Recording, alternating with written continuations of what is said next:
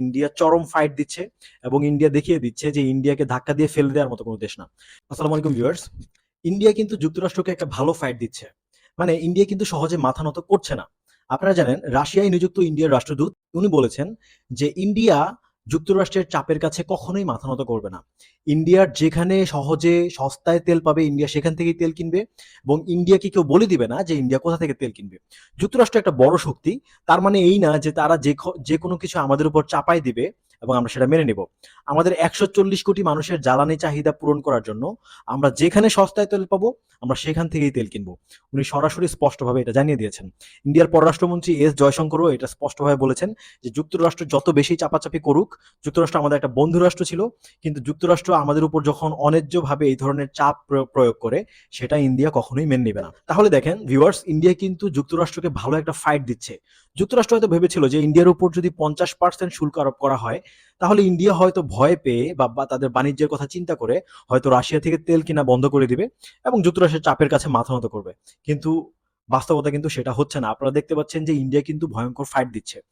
একটা কথা আছে যে যুক্তরাষ্ট্র যদি আপনার বন্ধু হয় তাহলে আর আপনার শত্রুর দরকার হয় না। এই কথাটা খোদ যুক্তরাষ্ট্রের তৎকালীন পররাষ্ট্রমন্ত্রী হেনরি কিসিঞ্জার বলেছিলেন। হেনরি কিসিঞ্জার বলেছিলেন, "to be an enemy of United States is dangerous, but to be a friend is more dangerous." মানে হচ্ছে যুক্তরাষ্ট্রের শত্রু হওয়া খুব বিপজ্জনক একটা ব্যাপার। কিন্তু আপনি যদি যুক্তরাষ্ট্রের বন্ধু হন তাহলে সেটা আরো বেশি বিপজ্জনক। তার মানে বুঝতেই পারছেন যে যুক্তরাষ্ট্র যেই দেশের বন্ধু তার আর শত্রুর দরকার হয় না। সেই কথাটা আবারও প্রমাণিত হলো। যে ইন্ডিয়ার সাথে এত ভালো বন্ধুত্ব ছিল যুক্তরাষ্ট্রের, কিন্তু সেই যুক্তরাষ্ট্র এখন ইন্ডিয়ার উপর ৫০% শুল্ক আরোপ করেছে। ভিউয়ার্স, আপনাদেরকে কিছু ইনফরমেশন আমি দিয়ে রাখি। ইন্ডিয়া হচ্ছে পৃথিবীর চতুর্থ বৃহত্তম অর্থনীতি বর্তমানে। যুক্তরাষ্ট্র, চায়না, তারপর হচ্ছে জার্মানি, জার্মানি ঠিক পরে আছে ইন্ডিয়া। আর ২-১ বছরের মধ্যে জার্মানিকেও ইন্ডিয়া পাস করে পৃথিবীর তৃতীয় বৃহত্তম অর্থনীতি হতে যাচ্ছে।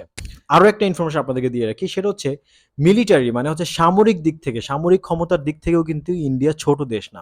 সামরিক দিক থেকে ইন্ডিয়া চতুর্থ বৃহত্তম দেশ। সেক্ষেত্রে যুক্তরাষ্ট্র, রাশিয়া, চায়নার ঠিক পরে আছে ইন্ডিয়া। তাহলে বুঝতেই পারছেন ইন্ডিয়া কিন্তু অনেক বড় একটা শক্তি হতে যাচ্ছে। অলরেডি ইন্ডিয়া একটা বড় শক্তি। আকারের দিক থেকে ইন্ডিয়া হচ্ছে পৃথিবীর ৭ম বৃহত্তম দেশ এবং আপনারা জানেন যে মানুষের দিক থেকে, হিউম্যান ক্যাপিটালের দিক থেকে ইন্ডিয়া হচ্ছে 2nd largest country in the world. তার মানে হচ্ছে সব দিক বিবেচনা করলে আপনি ইন্ডিয়াকে জাস্ট ধাক্কা মেলে ফেলে দিতে পারবেন না। ইন্ডিয়া এমন একটা শক্তি যে ইন্ডিয়াকে আপনাকে একটু হলেও গুনতে হবে। রাশিয়া, চায়না, যুক্তরাষ্ট্র এই দেশগুলোর মতো ইন্ডিয়াও কিন্তু নিজেকে একটা সুপার পাওয়ার হিসেবে, at least regional super power হিসেবে ইন্ডিয়া কিন্তু নিজেকে পৃথিবীতে তুলে ধরছে। এবার দেখেন যুক্তরাষ্ট্র ইন্ডিয়ার সাথে এই ধরনের কাজ করার কারণে কি হতে যাচ্ছে। ইন্ডিয়া কিন্তু এখন চায়নার সাথে সম্পর্ক ভালো করছে। এতদিন কিন্তু যুক্তরাষ্ট্রের কারণেই ইন্ডিয়া চায়নার সাথে একটা দূরত্ব বজায় রেখেছে, একটা শত্রু শত্রু ভাব বজায় রেখেছে। ইন্ডিয়া এখন দেখছে যে যুক্তরাষ্ট্র ইন্ডিয়াকে এইভাবে ধাক্কা দিচ্ছে, সেজন্য ইন্ডিয়া এখন চায়নার সাথে সম্পর্ক উন্নয়ন করছে। সেটার জন্য আবার ট্রাম্পের একটু মন খারাপ। কি আজব ব্যাপার, তাই না? আবার দেখেন রাশিয়ার সাথে কিন্তু ইন্ডিয়ার সম্পর্ক বহু আগের, সেই ১৯৭১ সাল থেকে। বাংলাদেশের জন্ম যেদিন হয়েছিল ১৯৭১ সালের যুদ্ধের মাধ্যমে আপনারা জানেন, তখন কিন্তু যুক্তরাষ্ট্র পাকিস্তানের পক্ষ নিয়েছিল এবং তখন কিন্তু ইন্ডিয়ার পক্ষ নিয়ে তৎকালীন সোভিয়েত ইউনিয়ন মানে বর্তমান রাশিয়া ৮ম নৌবহর পাঠিয়েছিল যুক্তরাষ্ট্রের বিরুদ্ধে এবং যে কারণে যুক্তরাষ্ট্র তাদের নৌবহর ফিরিয়ে নিতে বাধ্য হয়েছে। তার মানে হচ্ছে তৎকালীন সোভিয়েত ইউনিয়ন কিন্তু ইন্ডিয়াকে চরম একটা সাপোর্ট দিয়েছে এবং সেই বন্ধুত্ব কিন্তু এখনো টিকে আছে। তাহলে দেখেন দুর্দিনে রাশিয়া কিন্তু ইন্ডিয়াকে ছেড়ে যায়নি এবং ইন্ডিয়া কিন্তু রাশিয়াকে ছাড়ছে না। এই যে ইউক্রেন যুদ্ধে ইন্ডিয়া যদি রাশিয়া থেকে তেল না কিনতো তাহলে কিন্তু রাশিয়া অনেকটা বিপাকে পড়ে যেত, কারণ আর্থিক একটা ব্যাপার আছে, যুদ্ধ চালানোর জন্য অনেক টাকার দরকার হয়। যদিও ইন্ডিয়া তার নিজের স্বার্থ দেখছে যে ইন্ডিয়া খুব কম দামে রাশিয়া থেকে তেল কিনছে, বাট তারপরও বন্ধুত্বের একটা ব্যাপার আছে। যে ইন্ডিয়া এখন হয়তো চিন্তা করতো যে না, যুক্তরাষ্ট্রের সাথে বন্ধুত্ব আমাকে টিকায় রাখতে হলে অবশ্যই রাশিয়া থেকে তেল কেনা বন্ধ করতে হবে, কিন্তু ইন্ডিয়া কিন্তু সেটা করেনি। তাহলে দেখেন ইন্ডিয়া, রাশিয়া, চায়না, ইরান যেসব দেশগুলো এখন যুক্তরাষ্ট্রের এন্টি, ইন্ডিয়া কিন্তু সেসব দেশের সাথে ভালো সুসম্পর্ক গড়ে তুলবে। তাহলে দেখেন এটা কার লস হচ্ছে? আলটিমেটলি আমার কাছে মনে হচ্ছে যুক্তরাষ্ট্রের লস হচ্ছে। কিন্তু যুক্তরাষ্ট্র পৃথিবীর সবচেয়ে বড় অর্থনীতি হওয়ার কারণে, $৩১ ট্রিলিয়ন অর্থনীতি হওয়ার কারণে যুক্তরাষ্ট্রের সাথে অনেকগুলো মানে সব বড় বড় দেশগুলো আসলে বাণিজ্য করতে চায়।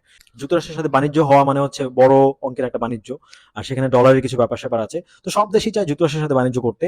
তো ইন্ডিয়া এখানে কিছুটা ক্ষতিগ্রস্ত হবে, সেটা হচ্ছে ইন্ডিয়ার আপনার দেশীয় কিছু শিল্প ক্ষতিগ্রস্ত হবে, কারণ ৫০% শুল্ক আসলে অনেক শুল্ক। সেটার কারণে ইন্ডিয়া কিছুটা ক্ষতিগ্রস্ত হবে, তবে ইন্ডিয়া সেই ক্ষতি পুষিয়ে নিচ্ছে এবং কূটনৈতিকভাবে ইন্ডিয়া কিন্তু সেটা চরম ফাইট দিচ্ছে। সো ভিউয়ার্স, আপনারা কি মনে করছেন যে এই যে বিশ্ব রাজনীতি মানে হচ্ছে স্বার্থের খেলা। এখানে স্বার্থ যখনই চেঞ্জ হয়ে যায় তখনই বন্ধু শত্রুতে পরিণত হয়। যখনই স্বার্থে আঘাত লাগে তখনই শত্রু হয়ে যায় বন্ধু, বন্ধু হয়ে যায় শত্রু। সো ইন্টারন্যাশনাল পলিটিক্সে স্বার্থই শেষ কথা। এবং ইন্টারন্যাশনাল পলিটিক্স না, শুধু দেশীয় পলিটিক্স বলেন, ঘরে বলেন, বাইরে বলেন, হাটে বাজারে, সব জায়গায় স্বার্থ। স্বার্থ ছাড়া কেউ কখনোই কিছু করে না। সো ভিউয়ার্স, আপনারা কি মনে করছেন এই আন্তর্জাতিক রাজনীতির এই পালা বদলে আপনাদের মতামতটা কি সেটা আমাকে অবশ্যই কমেন্টে জানাবেন। ভিডিওটি ভালো লাগলে অবশ্যই লাইক দিবেন এবং সাবস্ক্রাইব করবেন। আর আপনার মতামত জানাতে ভুলবেন না। আসসালামু আলাইকুম। দেখা হবে নতুন কোনো ভিডিওতে।